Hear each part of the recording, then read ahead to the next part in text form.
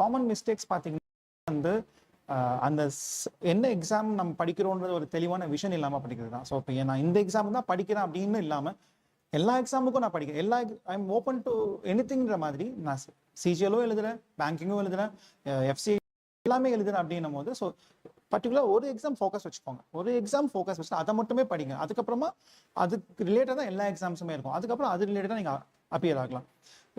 எந்த எக்ஸாமுக்கு அப்பியர் ஆகிறோம், எதுக்கு படிக்கணும்னு தெரியாமலே படிக்கும் போது அந்த ப்ராப்ளம். ஃபர்ஸ்ட் பண்ணுறோம், நான் இதுக்கு தான் படிக்கிறேன்னு ஃபிக்ஸ் பண்ணிக்கோங்க. டிஎன்பிஎஸ்சிக்கு வரேன்னு வருவாங்க, படிக்க ஆரம்பிப்பாங்க, அவங்க ஃப்ரெண்ட் வருவாங்க, எஸ்எஸ்சிக்கு படிக்கிறேன்னு சொல்லுவாங்க. இது அங்கேயே விட்டுட்டு எஸ்எஸ்சிக்கு படிக்க ஆரம்பிச்சிட்டு இருப்பாங்க. அதுக்கப்புறம் எஸ்எஸ்சிக்கு கொஞ்ச நாள் படிச்சுட்டு இருப்பாங்க. திடீர்னு இன்னொரு ஃப்ரெண்ட் சொல்லுவாங்க பேங்கிங் படிக்கிறேன் அப்படின்னு சொல்லுவாங்க. ஸோ இதை விட்டுட்டு பேங்கிங் போகும். பட் ஸ்டில் அந்த ப்ராப்ளம் ஃபர்ஸ்ட் ஒரு காமன் மிஸ்டேக்ஸ். அடுத்து ஸ்டாண்டர்டாக புக்ஸை ஃபாலோ பண்ணுறது. ஸோ புக்ஸு மெட்டீரியல்ஸ் நிறைய அவைலபிளாக இருக்குது. ஒரு சப்ஜெக்ட்டுக்கு பார்த்தீங்கன்னா நிறைய மெட்டீரியல்ஸ் இருக்குது. ஸோ எல்லா மெட்டீரியல்ஸும் கலெக்ட் பண்ணி வச்சு அதை படிக்கிறது ட்ரை பண்ணி படிக்க முடியாமல் தோக்கிறது ஒரு பெரிய தப்பு. இங்கிலீஷ்க்கே எடுத்துக்கிட்டிங்கன்னா எஸ்எஸ்சியில் இங்கிலீஷ்க்கே பார்த்தீங்கன்னா 2-3 புக்ஸ் ஸ்டாண்டர்ட் புக்ஸ் போதும்.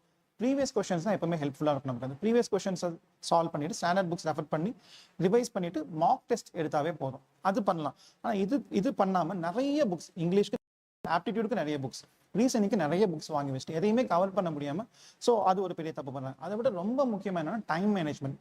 2 டைம் மேனேஜ்மெண்ட் இருக்குது. டியூரிங் ப்ரிப்பரேஷன், டியூரிங் எக்ஸாமினேஷன் ஹாலில். ப்ரிப்பரேஷன் டைமில் ரொம்ப ரொம்ப முக்கியம். இங்கே நீங்கள் ஒரு எதை எப்போ படிக்கிறோம் அப்படின்னு தெரியலனா கூட எக்ஸாமினேஷன் ஹாலில் ரொம்ப டைம் மேனேஜ்மெண்ட் ரொம்ப முக்கியம். பிகாஸ் நமக்கு ஸ்ட்ரென்த் அண்ட் வீக்னஸ் சில ஏரியாஸ் எல்லாம் இருக்கும். நம்ம strength for example average sum இல்லைனா சிம்பிள் இன்ட்ரெஸ்ட் சம் எனக்கு ரொம்ப ஸ்ட்ரென்த்னு பார்த்தோன்னா அது ஒரு கொஸ்டின் வந்துருக்கும். அந்த கொஸ்டினில் போட்டுகிட்டே இருப்போம், ஆன்சர் வராது. நம்ம ஈகோ நம்மளை சும்மா விடாது. என்னடா அது எனக்கு தெரிஞ்ச சம் இதையே வரலன்னு சொல்லி நம்ம டைம் அங்கே ஸ்பெண்ட் பண்ணிட்டு இருப்போம். எக்ஸாமில் வந்து அந்த மாதிரி பார்க்க எல்லா கொஸ்டின்ஸுக்கும் ஈக்குவல் டைம் அலாட் கொடுத்துட்டு எல்லா கொஸ்டின் மாதிரி நம்ம ஒர்க் பண்ணணும். So time management during the examination hall அது ரொம்ப முக்கியம். அது எப்போ வரும்னா நிறைய மார்க் எடுக்கணும். நீங்கள் நிறைய மார்க் டெஸ்ட் அட்டன் பண்ணிங்கன்னா அந்த டைம் மேனேஜ்மெண்ட் வந்துடும்.